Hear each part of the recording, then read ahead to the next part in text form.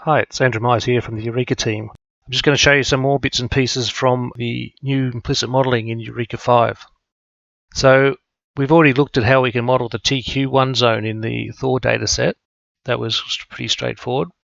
So we went create implicit surface, pick the drill holes, add them to the selection, choose what we want to model, and choose the zone that we want. But what happens if your zone that you want to model isn't coded by a text field but is using a numeric field?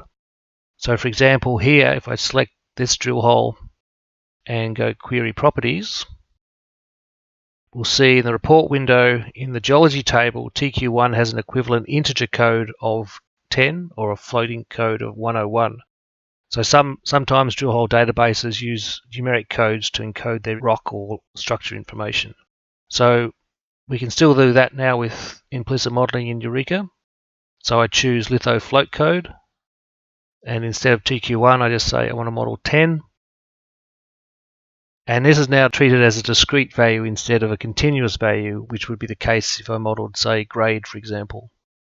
So I choose a discrete and I say OK, apply.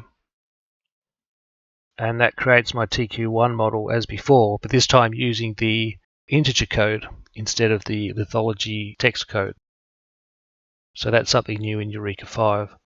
So I'll just get rid of that. And we'll look at some other things. So back to lithology as it was before. So I'm going to model TQ1. And then it's easy enough to model, say, TQ1A. And see that appear. The surfaces are colored according to the legend, so you don't have to color them afterwards. They don't all come out as a constant color.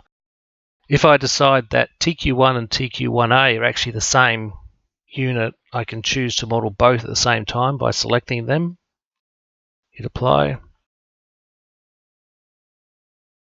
And we now get this combined model. And if I take a section through that,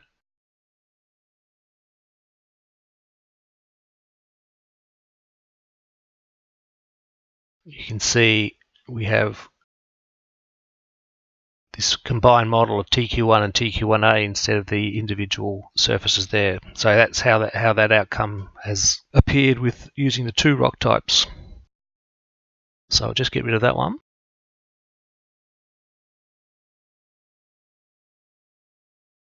So we can continue on that trend. I can say, OK, TQ2. That's got those little blobs there. And then we come to TQ3. And then TQ3 is a bit problematic because of some of the control that's not there. And you can see that the data has sort of extended out beyond where there's any sort of valid information. And that's just an artifact of the implicit modeling function itself. So we've got some ways to deal with that now. So if I go to the control data tab, I could choose to say, in this surface limits section here, I don't want to model the surface to go more than 100 meters, say, from the nearest data point. And so now if I model that and replace it, the surface has come out along here and not gone more than 100 meters from that data point, and then sort of follows along at that distance from the data.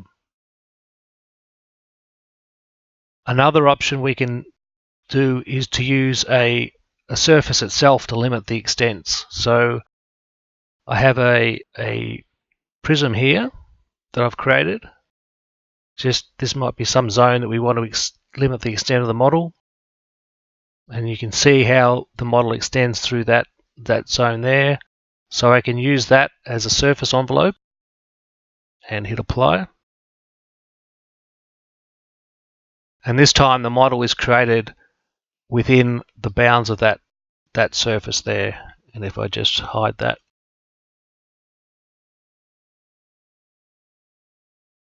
you can see how that's worked there. So that surface can be a solid, can be complicated or as simple as you like. Now it doesn't actually have to be a closed solid. It could also be an open surface. So If you remember from the previous screencast, we had this trend surface, which is that one. So I'm going to make a copy of that.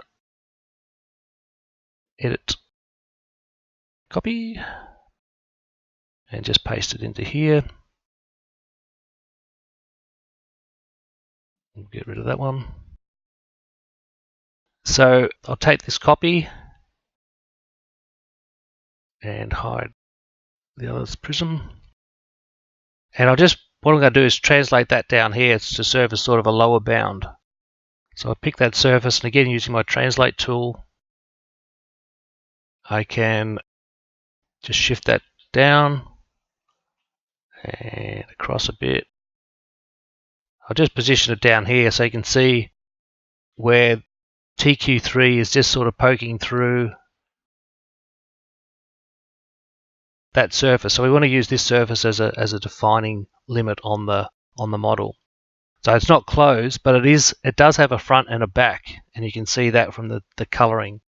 So I can change the color of this, for instance, and say make it a blue, nice blue. And so that, because that side's grey and this side's blue, this is the front side and this is the back side. So you want to keep the back side on the inside of your model. And so I drag that into there. So that becomes my new surface envelope. And we can apply.